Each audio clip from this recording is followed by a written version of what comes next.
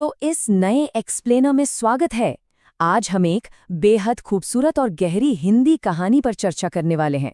एक ऐसी कहानी जो दौलत, हमारे दिमाग के काम करने के तरीके और मन की शांति के बीच के उलझे हुए रिश्ते की परतें खोलती है। ये हमें सोचने पर मजबूर कर देती है कि असल जिंदगी में हमारा सच्चा खजाना आखिर है क्या। चलिए, बिना कोई वक्त गंवाए सीधे इस कहानी की गहराइयों में उतरते हैं। अब सबसे पहले इस एक सवाल पर गौर करते हैं। क्या अचानक मिली ढेर सारी दौलत एक शांत दिमाग को पूरी तरह से तबाह कर सकती है? सच कहूं तो ये सवाल बहुत ही दिलचस्प है, क्योंकि ये इस पूरी कहानी की नींव रखता है।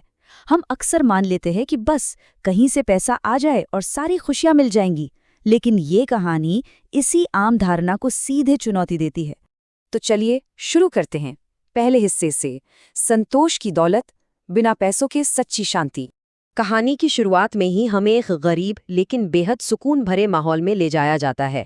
यहाँ हमारी मुलाकात मुख्य किरदार हरिया से होती है, और मज़ेदार बात यह है कि यहीं हमें दो बिल्कुल अलग तरह की मानसिकताएं एक साथ देखने को मिलती हैं। एक तरफ शामू है जो हमेशा भविष्य के डर में जीता है, कल क्या होगा, क्या कमी रह जाएगी, बस इसी चिंता में डूबा रहता है। और दूसरी तरफ है हरिया, जिसका जीवन आज के लिए शुक्रगुजार होने, ईमानदारी की मेहनत और एक साफ ज़मीर पर टिका हुआ है। ये तुलना बहुत ही साफ तरीके से दिखाती है कि शांति बाहर की दुनिया से नहीं, बल्कि हमारे सोचने के तरीके से आती है।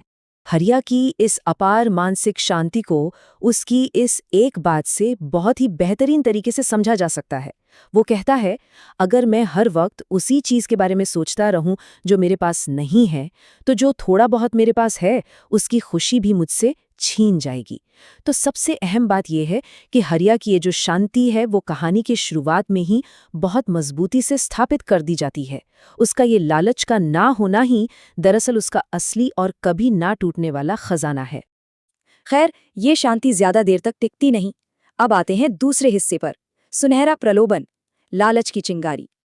होता कुछ यूं है कि एक दिन जंगल में लकड़ियां काटते वक्त हरिया को अचानक मिट्टी के नीचे दबा हुआ एक रहस्यमयी चमकता हुआ सोने का कुल्हाड़ा मिलता है, और बस यहीं से वो चिंगारी भड़कती है। ये सिर्फ सोने की कोई खोज नहीं है, बल्कि ये हरिया के जीवन भर के संतोष और अचानक बिना मेहनत के मिलने वाली दौलत के बीच एक भयंकर आंतरिक युद्ध की शुरुआत है।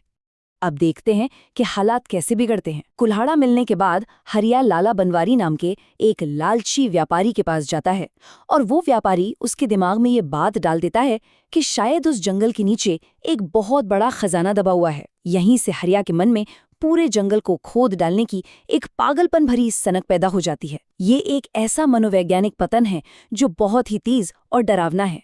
और यहीं से कहानी अपने तीसरे और सबसे तनावपूर्ण हिस्से में प्रवेश करती है, लालच की कीमत, अपनी ही आत्मा को खोदना। अब कहानी बहुत ही तेज और बेचैन करने वाली हो जाती है। हरिया पागलों की तरह जंगल को उखाड़ना शुरू कर देता है, और सच कहूं तो यहाँ जंगल को खोदना एक बहुत ही शक्तिशाली रूपक है। वो सिर्फ मिट्टी नहीं खोद रहा है, वो अपनी ही आत्मा को छलनी कर रहा है। लगातार खुदाई करने से उसके हाथों में छाले पड़ जाते हैं, खून निकलने लगता है। वो अपने सच्चे दोस्तों शामू और गोपी को खुद से दूर कर देता है। वो उसी प्रकृति को बर्बाद कर रहा है जहां उसे सुकून मिलता था, और उसकी वो मानसिक शांति जिसके लिए वो जाना जाता था पूरी तरह से गायब हो जाती है। उसकी रातों की नींद उड़ जाती है। उसके दोस्त उसे इस पागलपन से बाहर निकालने की बहुत कोशिश करते हैं। श्यामू उसे चेतावनी देते हुए कहता है, तू सिर्फ मिट्टी नहीं खोद रहा, तू अपने ही सुकून को दफना रहा है। ये एक बहुत ही गहरी लाइन है जो साफ दिखाती है कि ये अंधा लालच अब उस संतोष की जगह ले रहा था जिसने हरिया की जिंदगी को असल मायने में जीने लायक बनाया था। अपना सब कुछ दांव पर लगाने और पूरे जंगल को बर्बाद करने के बाद भी नतीजा क्या निकलता है? कुछ नहीं। हरिया को कोई और सोना नहीं मिलता। दोपहर की चिलचिलाती धूप में वो थका हुआ, खाली हाथ और अंदर से पूरी तरह से टूटा हुआ खड़ा है। ये उस भयंकर खोखलेपन और तबाही का प्रतीक है जो लालच की आग बुझने के बाद बाकी रह जाती है। लेकिन अच्छी बात यह है कि कहानी यहाँ खत्म नहीं होती। चलिए चलते हैं चौथे हिस्से की तरफ, प्रायश्चित का मार्ग, जंगल और आत्मा को फिर से संवारना। यहाँ से कहानी एक बहुत ही खूबसूरत मोड़ लेती है। ये अब केवल एक इंसान की बर्बादी की कहानी नहीं रह जाती, बल्कि गांव के लोग इसे सुधारने के लिए आगे आते हैं। गांव के सरपंच रामदीन जो फैसला सुनाते हैं वो वाकई दिल छू लेने वाला है। वो कहते हैं, ये सजा तुझे तोड़ने के लिए नहीं होगी, ये तुझे फिर से बनाने के लिए होगी। ये एक ऐसा क्षण है जहाँ फुटेज सिर्फ सजा देने पर नहीं, बल्कि एक इंसान को वापस सही रास्ते पर लाने और सुधारने पर है। वापसी का ये सफर बिल्कुल भी आसान नहीं था। पहले दिन चौपाल पर सबके सामने अपनी गलती मानने से लेकर हफ्तों तक हर दिन उन उखड़े हुए पेड़ों को फिर से लगाने की थका देने वाली मेहनत तक का ये सफर बहुत लंबा था। लेकिन जैसे जैसे महीने बीतते हैं और वो जंगल धीरे धीरे ठीक होकर फिर से हरा भरा होने लगता है, ठीक वैसे ही हरिया का मानसिक सुकून और उसका आत्मसम्मान भी धीरे धीरे वापस लौटने लगता है। कहानी का अंत बहुत ही शांत और सुखद है।